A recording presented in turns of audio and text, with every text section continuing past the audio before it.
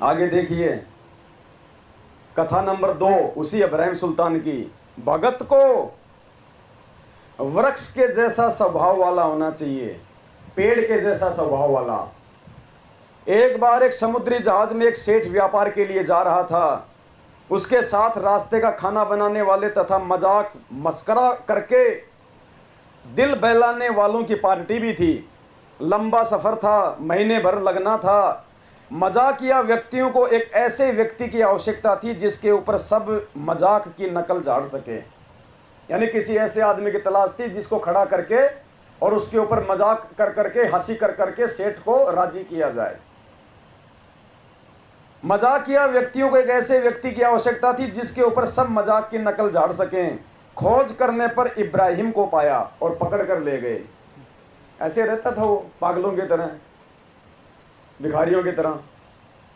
खोज करने पर इब्राहिम को पाया और पकड़ कर ले गए। सोचा कि इस भिखारी को 2 रोटी चाहिए, मिल जाएगी। समुद्र में दूर जाने के पश्चात सेठ के लिए मनोरंजन का प्रोग्राम शुरू हुआ।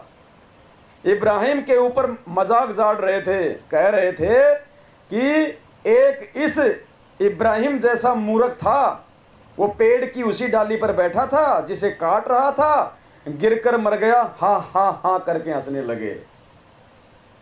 इस प्रकार बहुत देर तक ऐसी अभद्र टिप्पणियां इब्राहिम पे करते रहे। अब देखना पुण्यात्माओं, शिक्षा लेनी है हमारे को, और परमात्मा इस पुस्तक के माध्यम से दिखा रहे हैं कि इब्राहिम में कितनी कमजोरी थी। अगर हमारा कोई मजाक उड़ाए आज, हमें क्या करना चाहिए? सहन कर लेना चाहिए ना।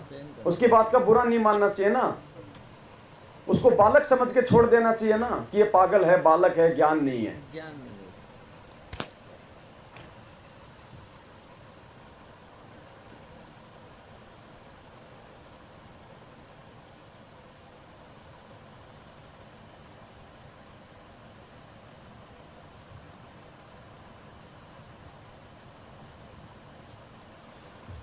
और पूज्य गुरुदेव जी भी हमें क्या शिक्षा दे रहे हैं?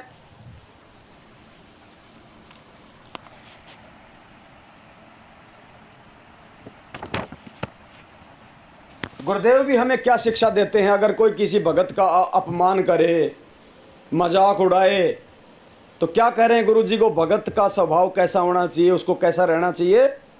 सुनिएगा।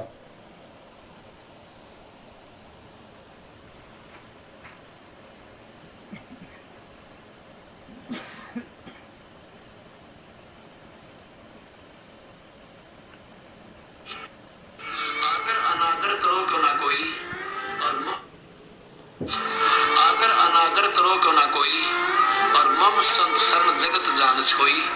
मेरी शरण में आ गए, चाहे तुम्हारी कोई इज्जत करे चाहे बेइज्जती करे, तुम चिंता ना करियो। और मेरी शरण में जो आ गया तो बाकी जगत तो समझो राख है, ये बकवास देख रहा करते। पर आने दो मेरा समय, कहते कल पे कारण कौन है, कर सेवा नी काम, और मन इच्छा फल देऊंगा जो पड़े मेरे ते काम।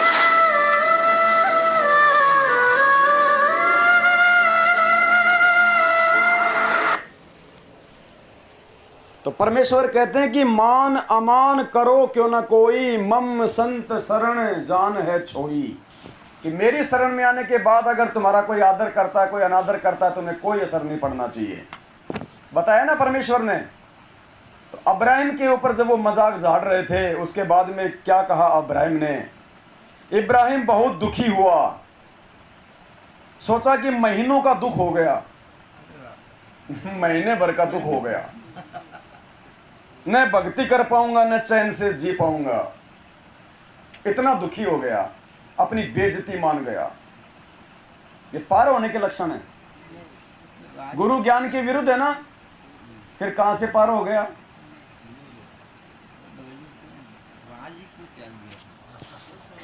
भगत जी यही तो है आज का विषय, कि इतना सब कुछ त्यागने के बाद भी काल कहां ठग लेता है। इतना सब कुछ छोड़ने के बाद भी काल कहां ठग लेता है जीव को। आज भक्ति सभी कर रहे हैं, लेकिन ये मान बड़ाई भक्तों से नहीं छूट रही, राग द्वेष संगत से नहीं छूट रहा। और सबसे बड़ी कमजोरी भगत के इस लोक में रहने की वर्तमान में ये राग द्वेष ही बनेगा। ये ईर्ष्या ही बनेगी संत रामपाल जी के भक्तों को मौत के घाट उतारने की। ये काल सबसे ज्यादा यही फैला रहा है संगत में। गुरुजी ने कितना ज्ञान दिया दुनिया को 27 साल से, लोगों ने राग द्वेष किया ना उनसे, ईर्ष्या की उनसे। आज परमात्मा इस कुत्ते को खड़ा कर रहे हैं सात संगतियों के माध्यम से। दास किसी का क्या बुरा कर रहा है? अरे परमात्मा के गूढ़ रहस्य सामने रख रहा है दास, सबको भक्ति मार्ग पे लोगों से सावधान कर रहा है, मैनेजमेंट से सावधान कर रहा है, परमात्मा के नियमों की विस्तार से जानकारी दे रहे हैं, भक्तों को जगा रहे हैं। और क्या मिल रहा है उल्टा? राग द्वेष। वो पार होंगे? कोई तुम्हारा भला करे फिर उसके सिर पे जूते मारोगे, क्या परमात्मा देख नहीं रहा? वो पार हो जाएगा। यही तो हो रहा है संगत में। और जब तक ये चीज समाप्त नहीं होगी, परमात्मा के ज्ञान की पहली सीढ़ी भी नहीं चढ़ पाएंगे हम। पहली सीढ़ी भी, ये प्रथम कंडीशन है परमात्मा की। मालिक कहते हैं आधीनी के पास है पूर्ण ब्रह्म दयाल, मान बड़ाई मारियो बेअदबी सिरकाल। बेअदब आदमी के सिर पे तो काल बैठेगा। परमात्मा को तो अधीन चाहिए प्यारी आत्मा, क्योंकि ये मार्ग परमात्मा का प्रेम और एकता का मार्ग है, प्रेम और एकता का। और इस मार्ग में रह के जो प्रेमी नहीं बना, उसको काल नीचे पटक देगा, जैसे आए दिन पटक रहा है संगत में। ये सात संगतियां कोई मजाक नहीं है। जिसने भी सात संगतियों को सीरियस नहीं लिया, वो काल की भेंट चढ़ेगा। जो अपने भगत भाइयों से प्रेम के साथ में नहीं रह सकता, जो छोटी छोटी बातों को विचार करके सहन नहीं कर सकता, वो कहां सतलोक जाएगा? भगत को तो परमात्मा ने बताया कि भगत को कैसा होना चाहिए, पता है? सत्संग सुनते हैं परमात्मा का।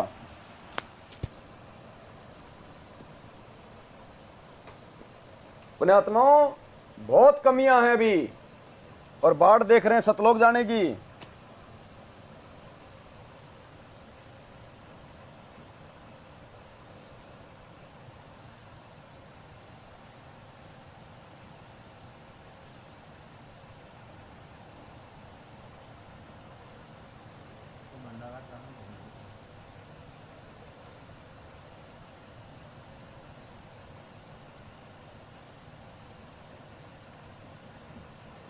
क्या कह रहे हैं परमात्मा? बहुत ध्यान से सत्संग सुनने की आवश्यकता है। ये आज हमें सात संगति से उन सत्संगों का महत्व पता चलेगा जो परमात्मा 27 साल पहले कर रहे थे, दिन रात करके। आज उनके महत्व का पता चलेगा। आज वो सत्संग हमारे काम आएंगे। उस समय गुरु जी के सत्संगों में 10, 15, 20 लोग ही बैठते थे, लेकिन परमात्मा खाली 10, 15, 20 के लिए सत्संग नहीं करता था। परमात्मा को पता था कि ये मेरे सत्संग आगे चल के लाखों करोड़ों लोगों तक जाएंगे। और आज इन सत्संगों में दी जा रही शिक्षा को लोग अपने जीवन में उतारेंगे तो सफल होंगे। और आज देखो सत्संग कहां काम आएगा। भगत को कितनी गहनता, कितनी आधीनी, कितनी विनम्रता लानी पड़ेगी अपने अंदर। गुरुदेव कहते हैं धरती में चाहे कोई ट्यूबवेल खोदे, चाहे कोई कुआं खोदे, चाहे कोई तालाब खोदे, चाहे कोई नहर और सुरंग खोदे, क्या भगती, क्या क्या क्या धरती कभी कभी वो कहती है कि मुझे दर्द हो रहा है, मुझे पीड़ा हो रही है, मत खोद? वो चसकती भी नहीं है। गुरुजी कह रहे हैं भगत को इतनी जरना चाहिए, इतनी आधीनी, इतनी सहनशीलता, चाहे उसकी कोई इज्जत करे, चाहे बेइज्जती करे, चाहे उसके साथ में कोई धोखा करे। पेड़ को चाहे काटो, चाहे छांगो, चाहे कुछ भी करो, क्या पेड़ कभी कहता है कि मुझे मत काटो? इतनी जरना, इतनी आधीनी चाहिए भगत को। सुनिए परमात्मा के मुख कमल से। पुण्यात्मा विचार करना फिर हम कहां खड़े हैं। परमात्मा ने यहां तक कह दिया कि तुम नहा धो के निकले हो, और अगर जानबूझ के भी कोई तुम्हारे ऊपर थूक दे, उसकी तरफ टेढ़ी नजर से भी नहीं देखना, आगे निकल लो चुपचाप। परीक्षा है, इतनी सहनशीलता चाहिए। और वो ही नहीं, आगे निकलने से भी काम नहीं चलेगा। तुम आगे तो चुपचाप निकल गए, देख के कि यार तगड़ा आदमी है, ठोक देगा। और मन में बदला लेने की भावना है तो भी फैल, मन में नहीं आना चाहिए। वो बदले की भावना यदि मन में आ गई हमारे, तो भी हम फैल। सुनिए परमात्मा के मुख कमल से। पुण्यात्माओं, ये भगवान ने रातों को 2-2 बजे जाग के ऐसे अपनी आंखें काली नहीं की है। हम नीचों को समझाने के लिए आज ये सत्संग काम आएंगे गुरु जी के सात संगतियों के माध्यम से। आज समझ में आएगा इन अनमोल सत्संगों का महत्व, जिनको हम पुराने सत्संग कह के छोड़ देते हैं। सुनिए,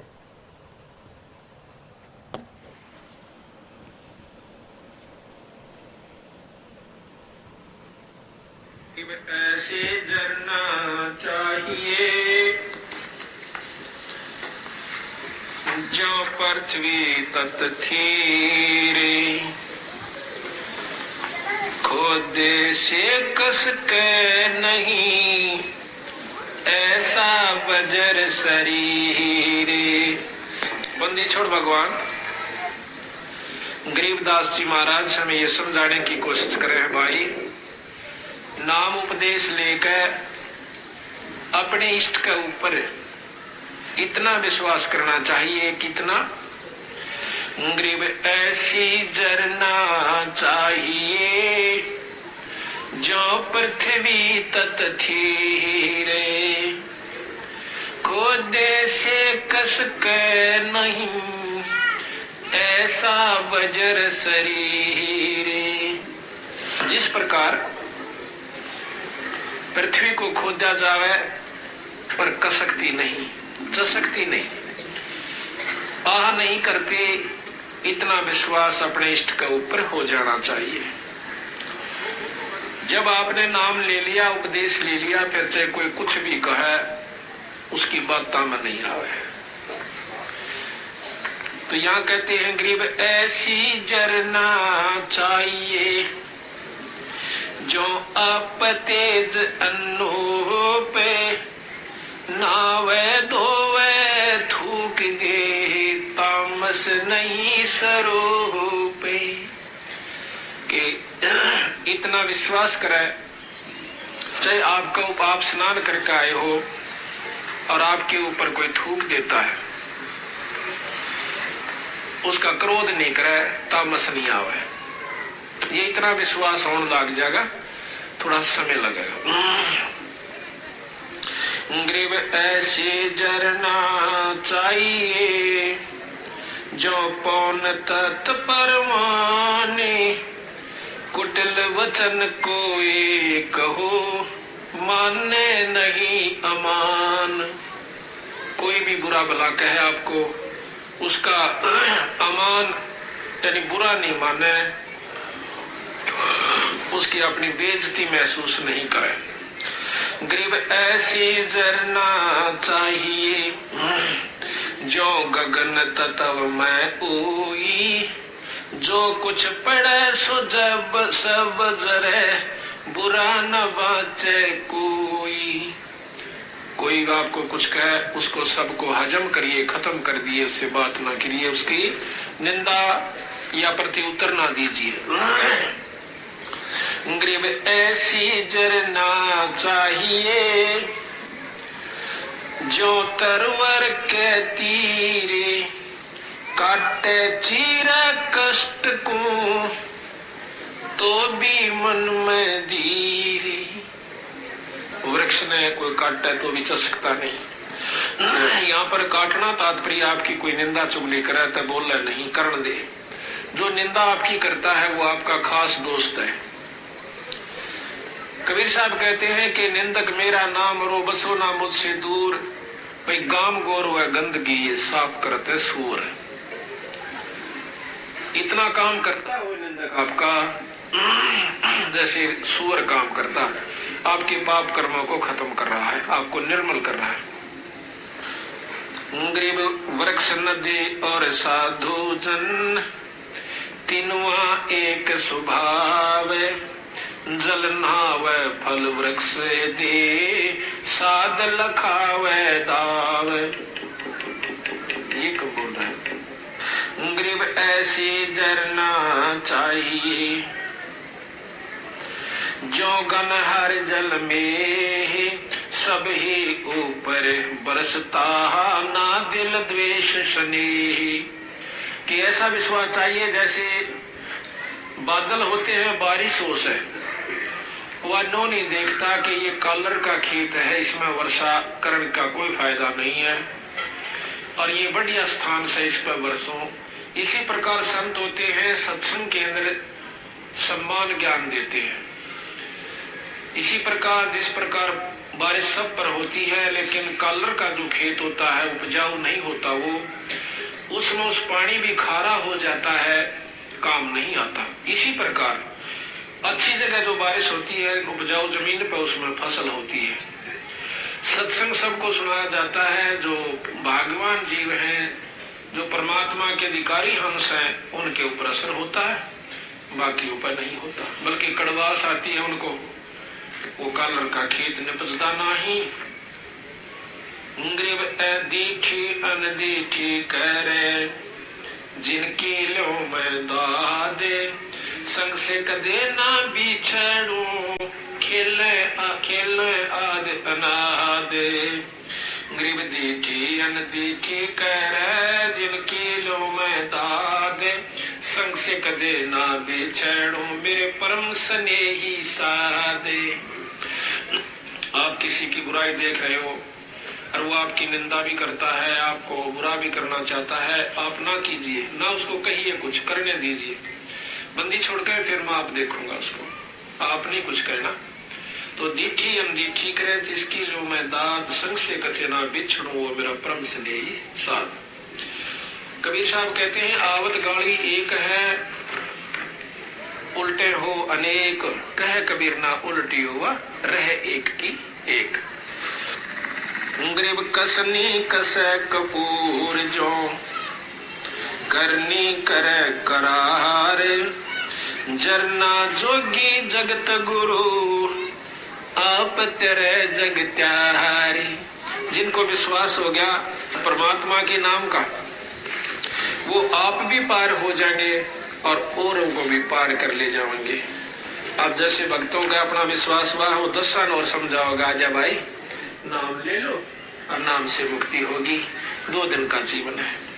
तो इस प्रकार महाराज कहते हैं कि आप तरह जगत्यार है, आप भी तरह और औरों को भी पार करें। तो जरना कहते हैं पक्का विश्वास। एक विश्वास होता है, एक निश्चय होता है। और तीसरे नंबर पर गरीबदास जी जरना कहते हैं।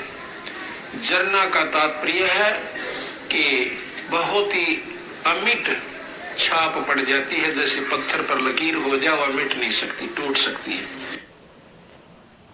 तो परमात्मा कहते हैं जरने ऊपर होत हैं संपूर्ण सकल काज। जब तक जरना नहीं होगा, इतना विश्वास नहीं हो जाएगा, तब तक हम परमेश्वर के भक्ति के अधिकारी भी नहीं बनते। हम कहाँ नाम लेके अपने आप को भगत बना के सतलोक जाने की सोच रहे हैं। जोटा लगेगा जोटा, गुरुजी कहना हरियाणा में जोटा लगेगा जोटा। अभी तो खाल उधड़ेगी। इतना आसान नहीं है इस कबीर परमेश्वर को प्राप्त करना। ये खाला का घर नहीं है। गुरुजी कहते हैं बरवाड़े का बस अड्डा नहीं है जो तुम त्रिकुटी पहुंच जाओगे रिक्शा से। तो परमात्मा कहते हैं इतना जरना चाहिए भगत को, चाहे कोई बेइज्जती करे, चाहे कोई इज्जत दे, चाहे कुछ भी करे, ना वो इज्जत से फूलता है, ना बेइज्जती से दुख मानता है। तो अब्राहिम ने क्या कहा कि महीनों भर का दुख हो गया, ना जिया जाएगा, ना भक्ति की जाएगी। तो पुण्यात्माओं ये पार होने के लक्षण है क्या? फिर कहते सुल्तानी पार हो गया। देखते जाओ अभी आगे आगे। इब्राहिम बहुत दुखी हुआ, सोचा कि महीनों का दुख हो गया, न भक्ति कर पाऊंगा, न चैन से रह पाऊंगा। उसी समय आकाशवाणी हुई कि हे भगत इब्राहिम, यदि तू कहे तो इन मूर्खों को मार दूं, जहाज को डुबो दूं, तुझे बचा लूं। ये तेरे को तंग करते हैं। ये आकाशवाणी सुनकर जहाज के सब व्यक्ति भयभीत हो गए। इब्राहिम ने कहा, हे अल्लाह, ये कलंक मेरे माथे पर न लगा। ये बेखबर हैं, इतने व्यक्तियों के मारने के स्थान पर मुझे ही मार दे। देखो बदलाव हुआ ना। वहां तो बोला या तो बेटे को मार दे या मेरे को मार दे, और यहाँ क्या कह रहा है कि मेरे को ही मार दे। हुआ ना बदलाव।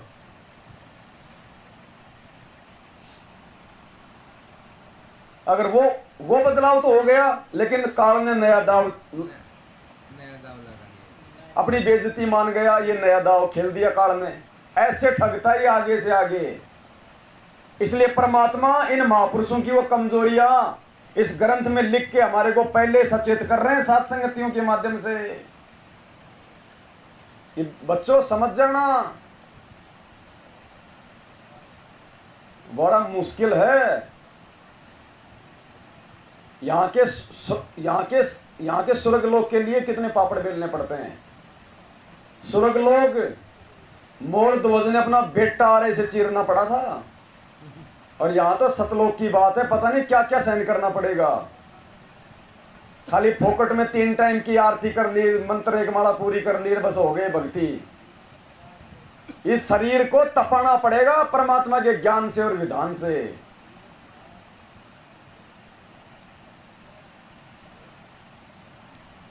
ये आकाशवाणी सुनकर जहाज के सब व्यक्ति भयभीत हो गए। इब्राहिम ने कहा, हे अल्लाह, ये कलंक मेरे माथे पे न लगा, ये बेखबर हैं।